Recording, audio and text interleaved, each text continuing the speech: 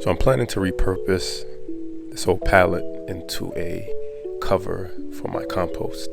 Since last year I've been composting, and the compost has been growing well. I haven't really had a real purpose for it this past year, but what I'm planning to do is to add compost to the trees around the property.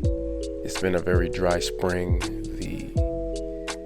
The life is dying fast, man. We have apple trees and they haven't really bloomed and they're dying fast. So like right before the first major snowstorm, I'm gonna take as much compost as I can, dump it over the trees, and throughout the winter just really start breaking up the snow so it doesn't stay ice, so that water can kind of break down and start giving the trees some natural love and healing.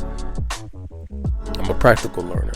This is my first time breaking down a pallet, so it took me time to kind of find my rhythm and figure out what worked.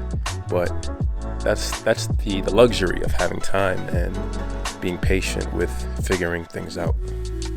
I'm going through the process, getting a feel for that sweet spot where the mini crowbar, the hammer works just right, and eventually learning what feels right and learning how to pivot.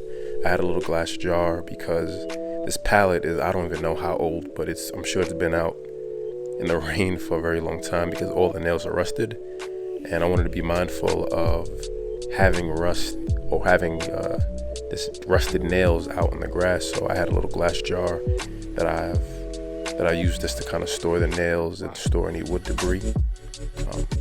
Good process, good way to kind of close out the day. The next step.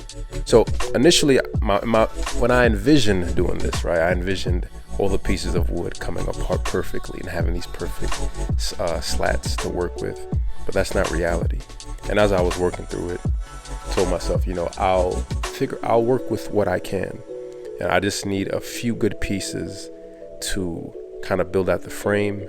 I have some chicken wire, and either tomorrow or over the weekend, I'll kind of build out the frame, get the measurements right to make sure they'll fit over my compost.